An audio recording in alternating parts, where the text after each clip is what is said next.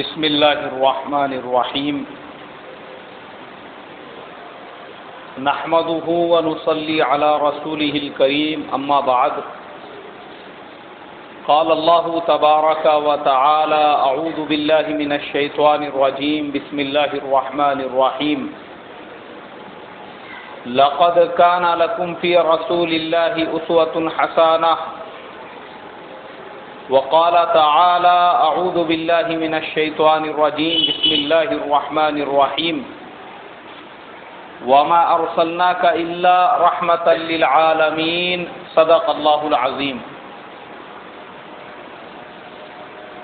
محترم بھائیوں، بزرگوں، دوستو، یہ ہمارا سیرت النبی کا 18واں جمعہ ہے۔ پچھلے جمعہ کو ہم نے سنا تھا غزوہ موطا میں کس طریقے سے اللہ تبارک و تعالی نے حضرت خالد بن ولید کے ذریعے سے لاکھوں عیسائیوں کے لشکر سے 3000 مسلمانوں کو محفوظ فرمایا اور وہ کس طریقے سے ان کو بچا کر وہاں سے نکلے۔ میرے محترم بزرگوں، اس کے بعد کے واقعات بھی میں نے بتائے تھے۔ اللہ کے نبی نے حضرت خالد کو سیف اللہ کا خطاب عطا فرمایا، اور پھر اللہ کے نبی صلی اللہ علیہ وسلم مکہ مکرمہ عمرے کے لیے تشریف لے گئے، جیسا کہ مشرکین سے وعدہ تھا۔ اس جمعہ کو ہم انشاءاللہ فتح مکہ کا واقعہ سنیں گے۔ محترم بزرگوں، اللہ کے پیارے نبی صلی اللہ علیہ وسلم اور مشرکین مکہ، ان کے درمیان میں صلح حدیبیہ میں جو معاہدہ طے ہوا تھا، اس کی شرائط میں سے ایک شرط یہ تھی کہ آنے والے 10 سالوں تک دونوں ایک دوسرے سے جنگ نہیں لڑیں گے، اور جو قبیلے مشرکین مکہ کی طرف سے تھے وہ مشرکین مکہ کے حلیف کہے جاتے تھے، اور جو قبیلے مسلمانوں کے طرف سے تھے وہ مسلمانوں کے حلیف سمجھے جاتے تھے۔ یہ معاہدہ جو مشرکین مکہ اور مسلمانوں کے درمیان میں تھا، جتنے قبیلے جن جن پارٹیوں کی طرف سے دونوں کی طرف سے آ گئے، وہ سارے قبیلے بھی معاہدے کے اندر داخل ہو گئے۔ انہی قبائل میں سے 2 قبیلے تھے، بنو بکر اور بنو خزاعہ۔ بنو بکر یہ مشرکین مکہ کی طرف سے آ گئے، انہوں نے کہا کہ ہم بھی مشرکین مکہ کی طرف سے اس معاہدے میں داخل ہیں۔ اور بنو خزاعہ حالانکہ یہ بھی مسلمان نہیں ہوئے تھے، مگر مسلمانوں کی طرف سے آ گئے اور کہا کہ ہم لوگ حضرت محمد صلی اللہ علیہ وسلم کے طرفدار رہیں گے۔ اب جب یہ دونوں قبیلے دونوں طرف سے آ گئے تو یہ بھی معاہدے میں داخل ہو گئے، اور 10 سال تک جو جنگ نہیں ہوں گی اس شرط کے اندر ان کے اوپر بھی عمل لازم ہو گیا۔ مگر چونکہ بنو بکر اور بنو خزاعہ ان دونوں کے درمیان میں پچھلے 100 سال سے جنگ چلتی آ رہی تھی، کئی مرتبہ یہ لوگ آپس میں بھڑ چکے تھے، خاندانی ان کی دشمنیاں تھی۔ اب وہ دشمنی نے ایک مرتبہ پھر سے زور مارا، اور رات کے اندھیرے میں بنو بکر کے لوگوں نے مشرکین مکہ کے بھی لوگوں کو اپنے ساتھ میں لیا، اور سب نے مل کر بنو خزاعہ کے اوپر حملہ کر دیا۔ اب مشرکین مکہ کی یہ ذمہ داری بنتی تھی کہ بنو بکر کے لوگوں کو سمجھائے کہ ہمارا ان کا معاہدہ ہے، 10 سال ہم لوگ جنگ نہیں لڑیں گے۔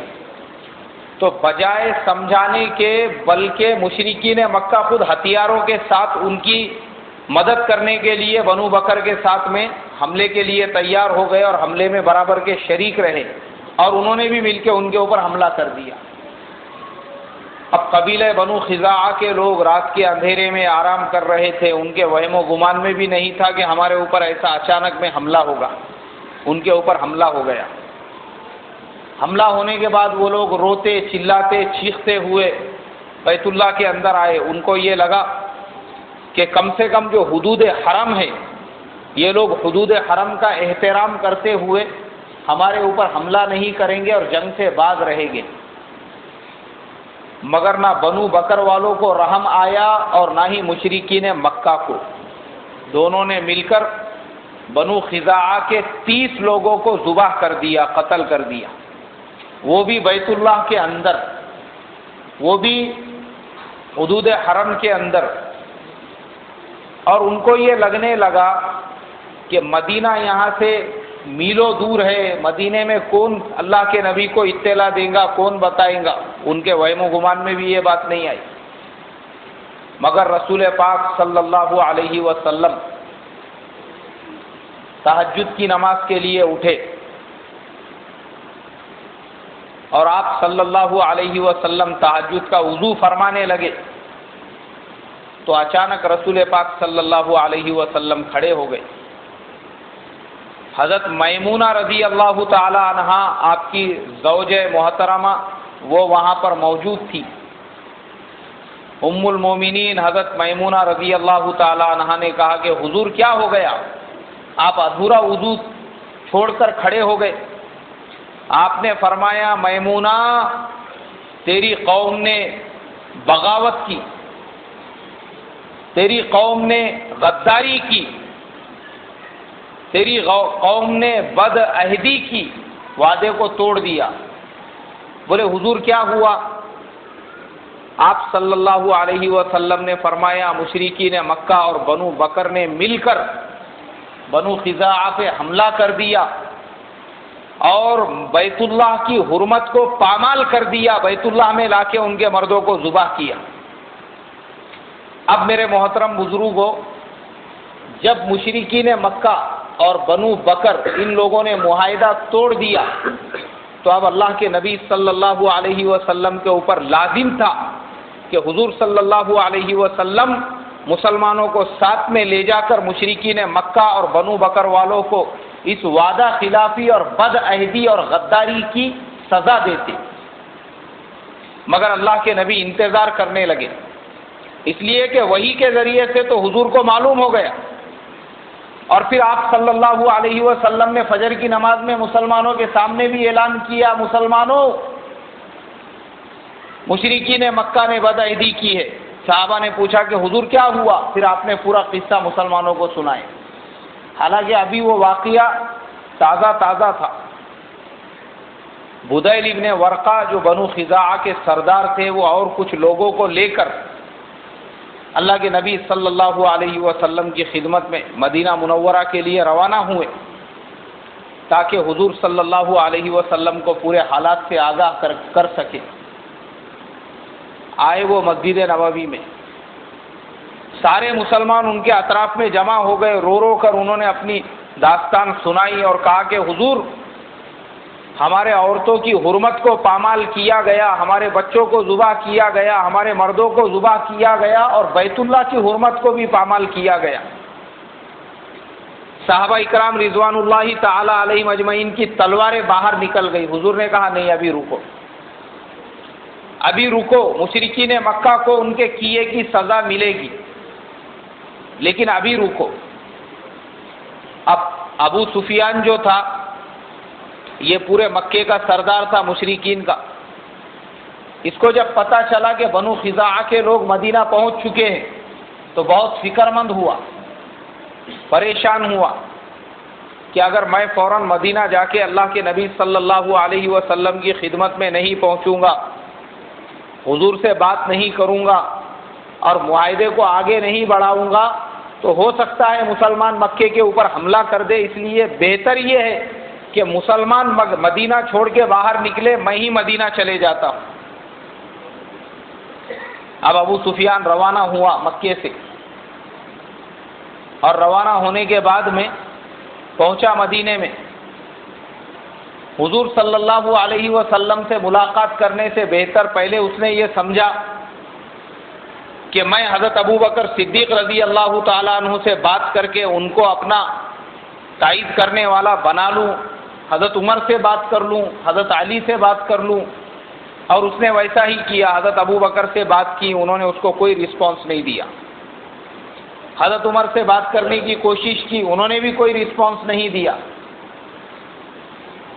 حضرت علی سے اس نے بات کی. حضرت علی نے کہا کہ دیکھ،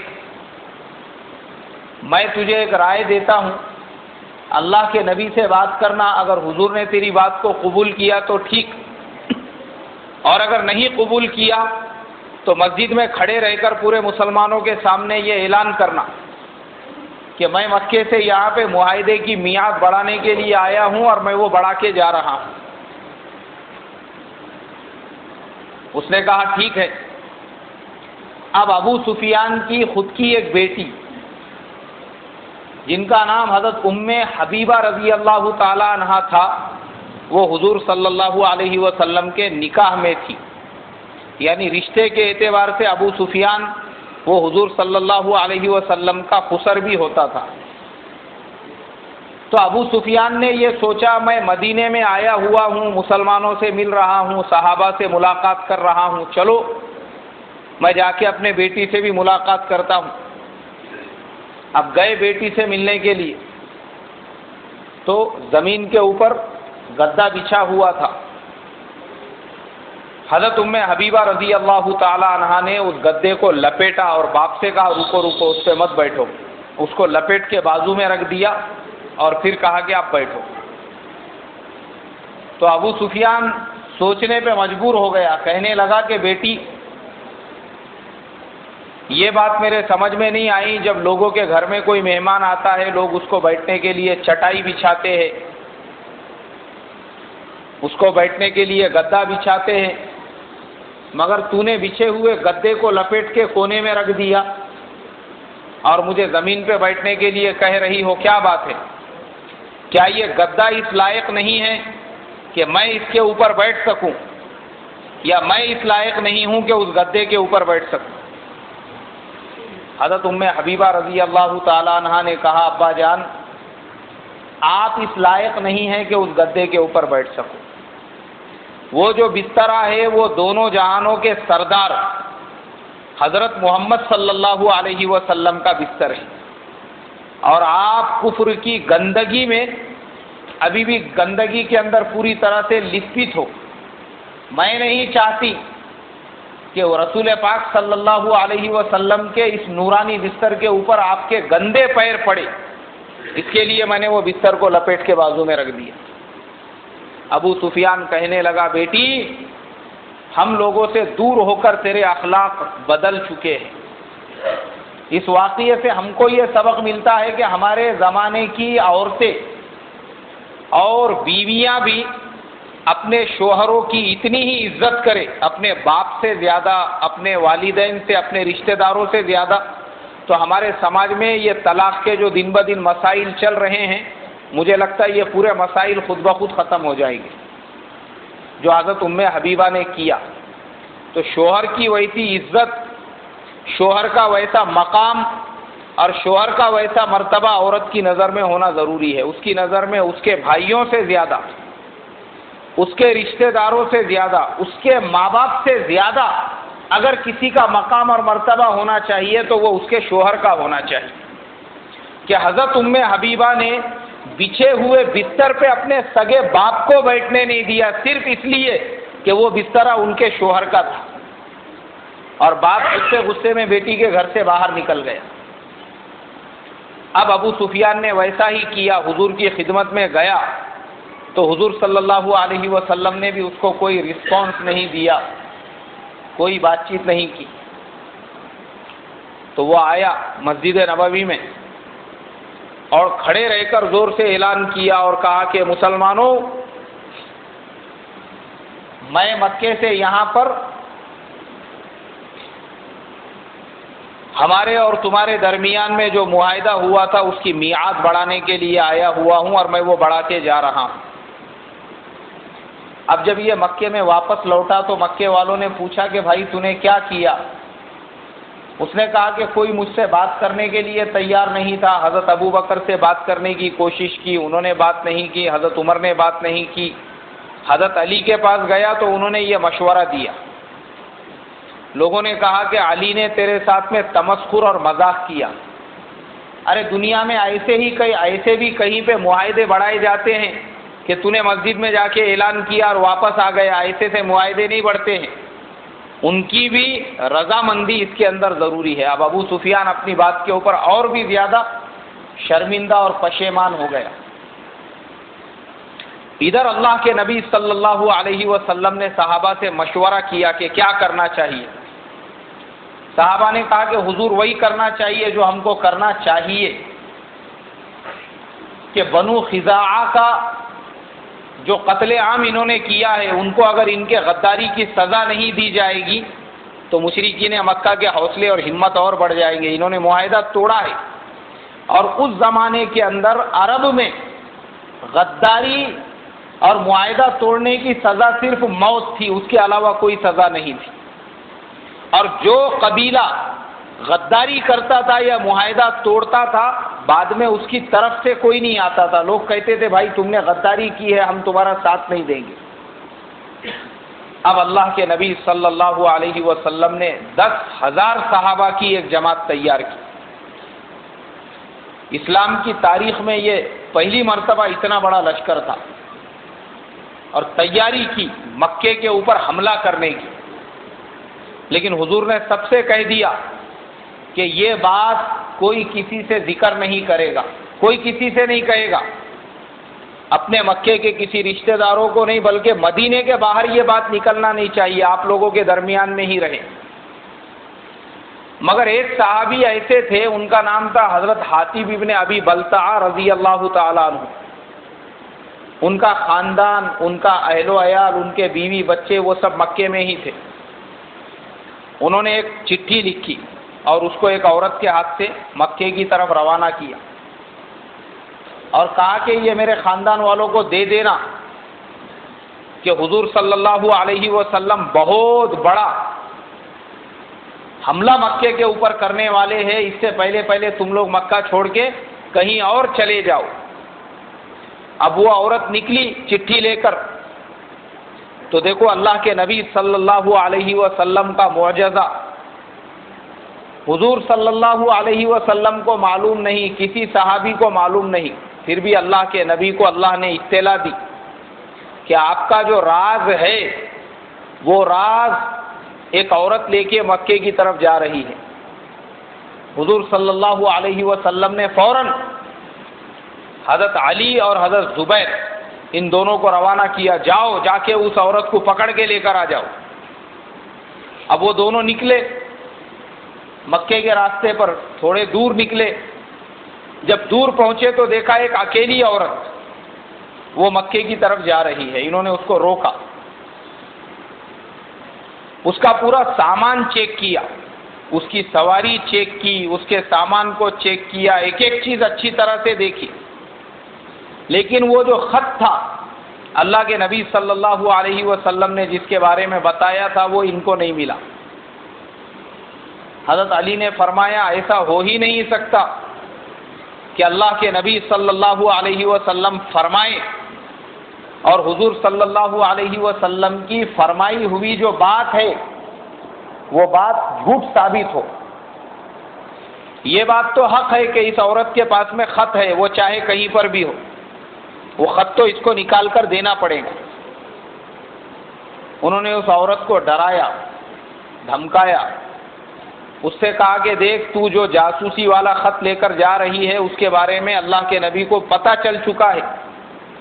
اس سے پہلے کہ تو قتل کر دی جائے یا تجھے سولی پہ لٹکا دیا جائے تو زندگی کی امان دی جاتی ہے، زندہ رہنا اگر چاہتی ہے تو وہ خط نکال کے دے دے. اب وہ عورت سمجھ گئی کہ میرا راز جب یہ میرے اور ان حاتب ابن ابی بلتعہ کے علاوہ تیسرے کسی کو معلوم نہیں تھی، پھر بھی حضور کو یہ بات پتہ چلی کہ میرے پاس خط ہے، تو یہ بات بھی دشوار نہیں ہے کہ یہ لوگ اگر مجھے مکے میں لے کر مدینے میں لے کر جائیں گے کھینچتے ہوئے تو وہاں پہ اللہ کے نبی کو یہ بھی اللہ اطلاع دے دے گا کہ میں نے خط کہاں پہ چھپا کر رکھا ہے. اس لیے اس عورت نے اپنے سر کے اوپر جو ہے ایک چوٹی بنائی ہوئی تھی، اس نے اس کو کھولا تو وہ جو بالوں کی چوٹی تھی وہ چوٹی کے بیچ میں وہ خط لپیٹا ہوا تھا اور وہ خط اس نے حضرت علی کے حوالے کیا. اب حضرت علی کرم اللہ وجہہ وہ خط لے کر اللہ کے نبی صلی اللہ علیہ وسلم کے خدمت میں پہنچے اور ان صحابی کو حاضر کیا گیا حضرت حاتب ابن ابی بلتہ رضی اللہ تعالیٰ عنہ کو کہ تم نے ایسا کیوں کیا ہے؟ حضرت عمر فاروق رضی اللہ تعالیٰ عنہ اور دوسرے صحابہ کی تلواریں باہر نکل گئی، کہا کہ حضور اس منافق کو ابھی قتل کر دیتے ہیں۔ اللہ کے نبی نے فرمایا، بولے بھائی یہ منافق نہیں ہے، یہ سچے پکے مسلمان ہیں، کچھ وجہ رہی ہوں گی، ان کی کچھ مجبوری ہوں گی جس کی وجہ سے انہوں نے مکے کے اندر یہ خط لکھا تھا۔ حضور نے پوچھا بتاؤ تمہاری مجبوری کیا تھی؟ بولے حضور مکے میں میرے خاندان والے ہیں، میرے گھر والے ہیں، میرے رشتہ دار ہیں، میں نے سوچا کہ آپ کا جو عظیم لشکر مکے پہ حملہ کرنے والا ہے اس سے پہلے میں اپنے رشتہ داروں کو اطلاع دے دوں کہ مکہ چھوڑ کے تم لوگ باہر کہیں اور چلے جاؤ، اس لیے میں نے وہ خط لکھا تھا۔ اب اللہ کے نبی صلی اللہ علیہ وسلم نے مدینہ سے مکے کے اوپر روانہ ہونے کی تیاری شروع کی۔ 10,000 صحابہ اکرام کا لشکر لے کے اللہ کے نبی صلی اللہ علیہ وسلم روانہ ہوئے مدینہ سے مکے کی طرف، اور آہستہ آہستہ آہستہ یہ جو لشکر تھا مکے کی طرف آگے بڑھنے لگا۔ راستے میں حضور صلی اللہ علیہ وسلم کے چچا حضرت عباس رضی اللہ تعالیٰ عنہ ملے، اس لیے کہ یہ جو حضرت عباس تھے یہ مسلمان تو ہو گئے تھے لیکن انہوں نے مشرکین مکہ پر اپنے اسلام کو ظاہر نہیں کیا تھا، اور یہ ابھی تک بھی مکے کے اندر ہی تھے، انہوں نے مدینہ کی ہجرت نہیں کی تھی، مگر اب یہ جو سفر ہو رہا تھا حضور کا مکے کی طرف اور ان کا ہو رہا تھا مدینے کی طرف، تو راستے میں دونوں چچا بھتیجے کی ملاقات ہو گئی۔ حضرت عباس رضی اللہ تعالیٰ عنہ نے یہ جو عظیم لشکر دیکھا مسلمانوں کا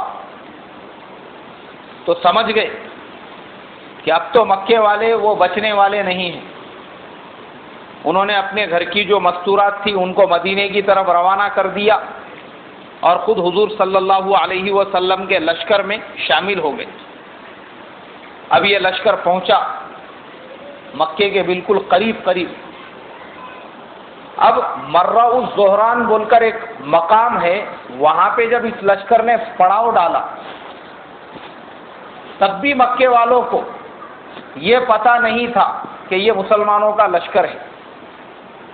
ابو سفیان رات کے اندھیرے میں مکے والوں کے ساتھ ایک پہاڑ کے اوپر تھا، اس نے دیکھا کہ مکے سے باہر آگ جل رہی ہے اور اتنا بڑا لشکر نظر آ رہا ہے، سب چاروں طرف لوگ آگ جلا کر کھانے بنا رہے ہیں اس کے اوپر۔ اس نے لوگوں سے کہا کہ یہ کس کا لشکر ہے؟ تو قبیلہ بنو خزاعہ کے سردار بدیل ابن ورقہ وہاں پر تھے، انہوں نے کہا مجھے لگتا ہے یہ میرے قبیلے بنو خزاعہ کا لشکر ہے۔ ابو سفیان نے ان کو حقارت کی نظر سے دیکھا اور کہا تم ذلیل لوگ ہیں، تمہاری کہاں اتنی اوقات کہ تم اتنا بڑا لشکر لے کے آ سکو۔ اب ابو سفیان یہ لشکر کس کا ہے، لشکر میں کون لوگ ہیں، اس کی تحقیقات کے لیے تھوڑا آگے نکلا۔ حضور صلی اللہ علیہ وسلم کے جو چچا تھے حضرت عباس رضی اللہ تعالیٰ عنہ، وہ ابھی راستے میں ملے تھے، اس لیے وہ بھی لشکر کے ساتھ میں تھے۔ انہوں نے حضور صلی اللہ علیہ وسلم کا ایک خچر لیا جس کا نام دلدل تھا، وہ خچر پہ سوار ہو کے وہ یہ نیت سے مکے کی طرف چلے کہ میں ابو سفیان وغیرہ کو اطلاع دے دوں تاکہ وہ مسلمان ہو جائے، صبح میں حملہ ہونے سے پہلے اگر حملہ ہو جائے گا تو یہ لوگ باقی نہیں رہیں گے۔ ان لوگوں کے ذہنوں میں جو تصویر تھی وہ یہ تھی کہ اللہ کے نبی مکے میں جانے کے بعد پورا قتل عام مچانے والے ہیں، بس ان کو یہ معلوم ہی نہیں تھا کہ حضور امن و امان کے ساتھ مکے میں داخل ہوں گے۔ ان کے دماغ میں تو یہ تھا کہ 10,000 کا لشکر تو پورے مکے کو ختم کر دے گا، اس لیے سب کو فکر ہو رہی تھی کہ پتہ نہیں کل کیا ہوگا۔ مگر اللہ کے نبی صلی اللہ علیہ وسلم تو رحمت للعالمین تھے،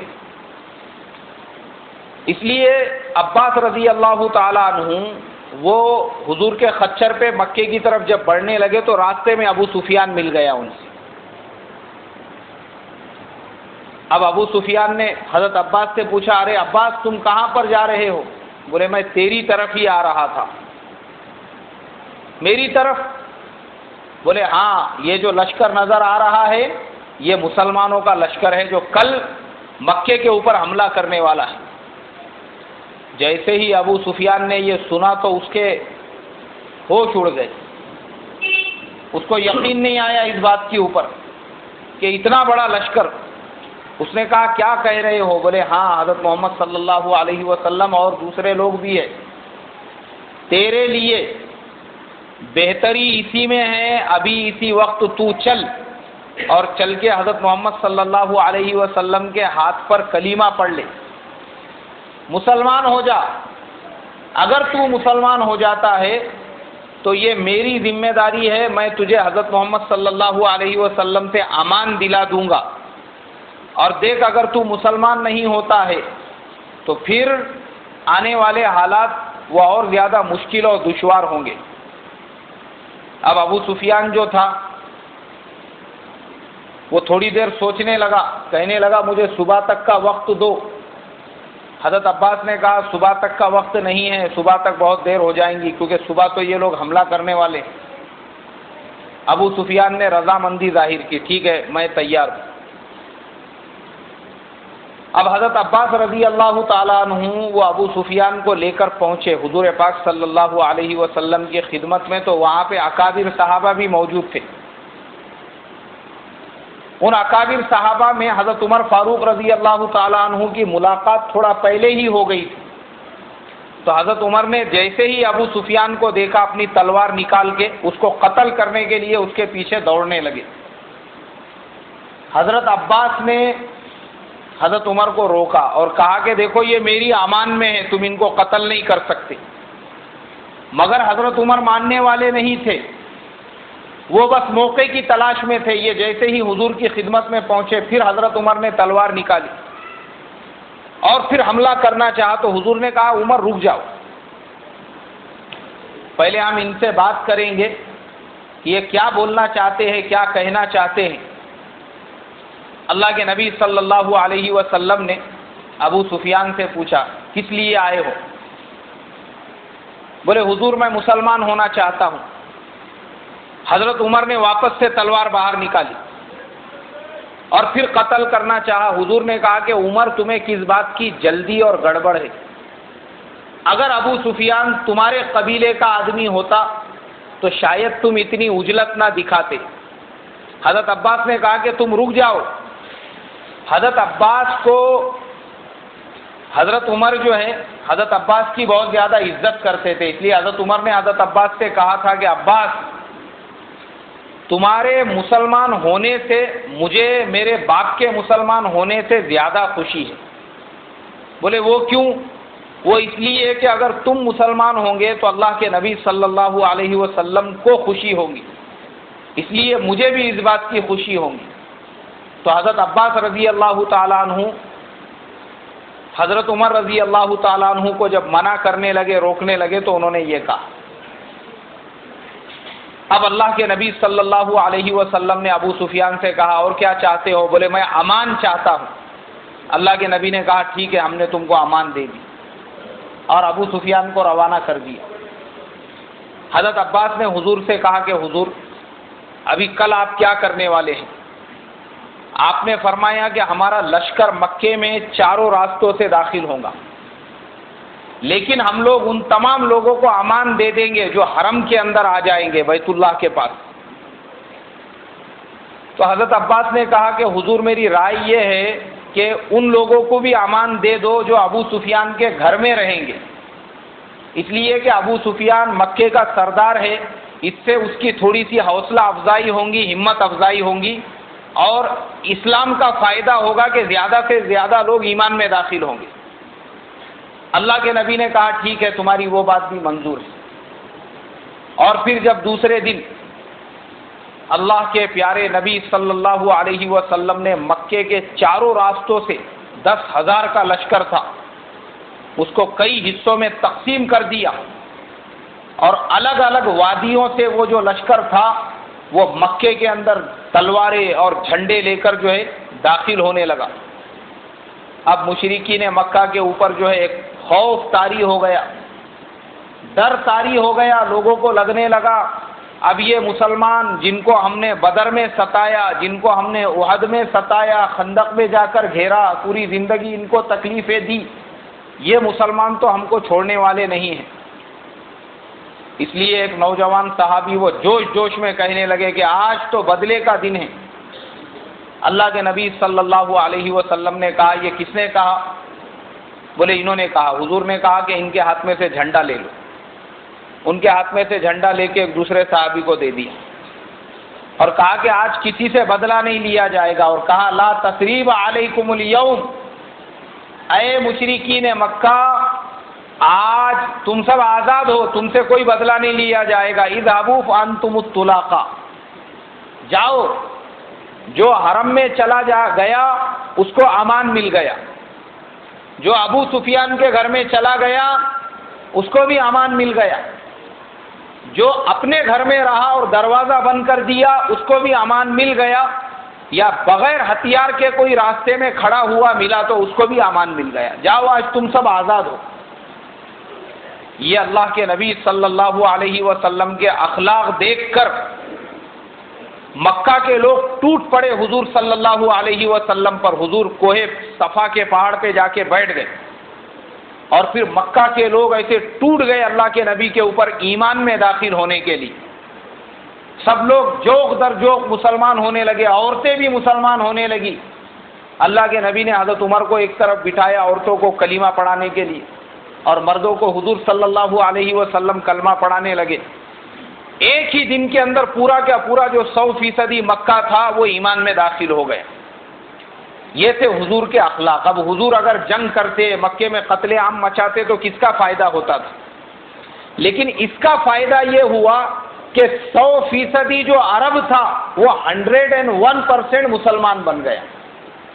اب عرب میں کفار و مشرکین جو ہے وہ بہت کم باقی رہ گئے تھے۔ اللہ کے نبی صلی اللہ علیہ وسلم نے دیکھو ابھی سب کا خاتمہ کیسے کیا وہ بھی میں آپ کو بتا رہا ہوں۔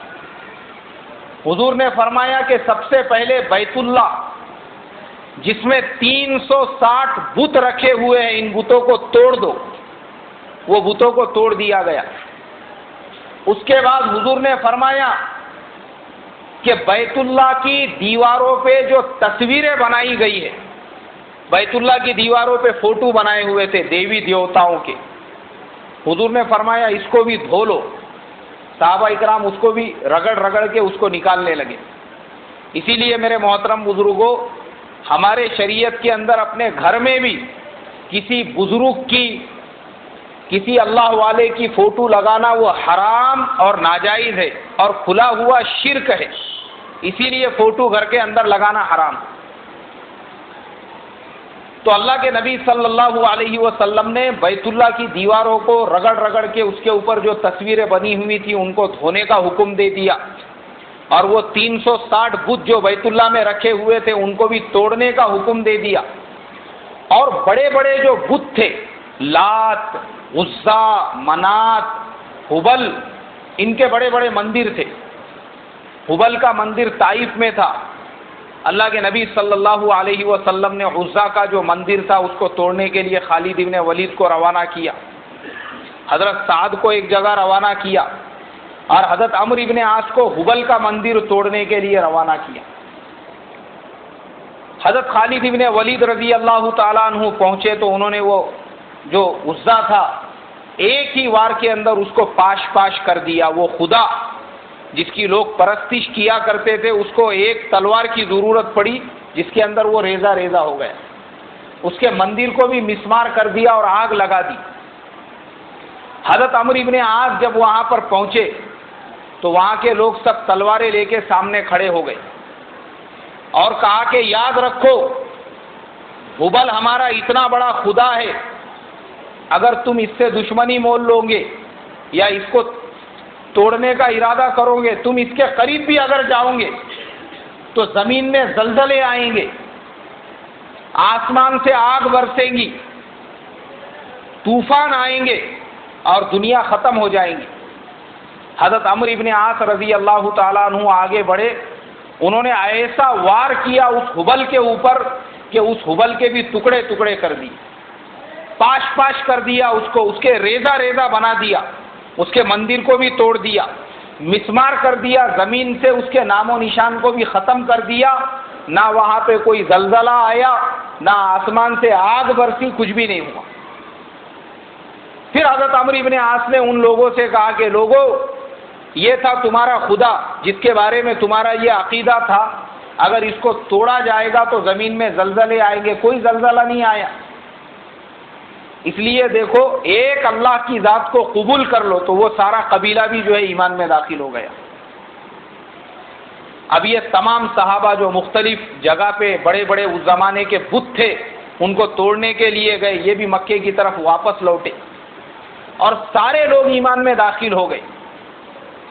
جب اللہ کے نبی صلی اللہ علیہ وسلم نے بیت اللہ کو صاف سوف کرنے کا حکم دے دیا کہ آج کے بعد زمانے جاہلیت کی جتنی بھی رسمیں تھیں وہ ساری رسمیں ختم کی جاتی ہیں، اس سے پہلے اللہ کے نبی نے بیت اللہ کو جب دھو لیا گیا تو حضرت بلال رضی اللہ تعالیٰ عنہ سے کہا کہ بلال، بیت اللہ کے چھت پہ چڑھ کے اذان دو۔ اب حضرت بلال جو ہے وہ مکے کے غلام تھے ایک زمانے میں، امیہ بن خلف کے، جن کو مکے کی گلیوں میں گھسیٹا جاتا تھا۔ مکے کے بڑے بڑے سرداروں نے دیکھا، ارے یہ وہی بلال ہے بولے جو مکے کے گلیوں میں گھسیٹا جاتا تھا، یہ بیت اللہ کی دیوار پہ کھڑے رہ کے اذان دے رہا ہے۔ تو وہ کہنے لگے، ہائے افسوس، ہم مسلمان ہو جاتے تھے مگر ہم کو اسی لیے اسلام میں داخل ہونے سے اعتراض ہے کہ مسلمانوں میں امیروں اور غریبوں کے بیچ میں کوئی دیوار نہیں ہے۔ اگر ہمارے جیسے امیر قبیلے کے سردار اور اونچی ذات اور اونچی برادری کے لوگوں کا جو ریپوٹیشن ہے وہ الگ ہوتا اور یہ غلاموں کا الگ ہوتا تو ہم مسلمان ہو جاتے تھے، مگر افسوس کی بات یہ ہے کہ حضرت محمد صلی اللہ علیہ وسلم نے ہمارے ہی غلام بلال کو بیت اللہ کی دیوار پہ کھڑے کر دیا اذان دینے کے لیے۔ اللہ تبارک و تعالیٰ کو مشرکین مکہ کا یہ گھمنڈ، یہ برادری کا بڑاپن اور یہ فخر ذرا برابر بھی پسند نہیں آیا، اور فوراً حضرت بلال کی شان میں قرآن میں آیت نازل ہوئی۔ اللہ نے کہا، یا ایھا الناس، اے لوگو، انا خلقناکم من ذکر و انثی، ہم نے تم کو ایک مرد اور ایک عورت سے پیدا کیا، وَجَعَلْنَاكُمْ شُعُوبًا وَقَبَائِلَ لِتَعَارَفُوا، اور تمہارے درمیان میں قبیلے برادریاں اس لیے بنائی تاکہ تم ایک دوسرے کو جان سکو، ایک دوسرے کو پہچان سکو۔ اِنَّ أَكْرَمَكُمْ عِندَ اللَّهِ أَتْقَاكُمْ، کان کھول کے سن لو، اللہ تبارک و تعالیٰ کے نزدیک نہ کوئی برادری والا بڑا ہے، نہ کوئی خاندان والا بڑا ہے۔ اللہ کے نزدیک اگر کوئی قابل شرف اور قابل اکرام ہے تو وہ تقوی والا ہے۔ جس میں جتنا زیادہ تقوی ہوگا وہ اللہ کے نزدیک اتنا زیادہ عزت والا ہوگا۔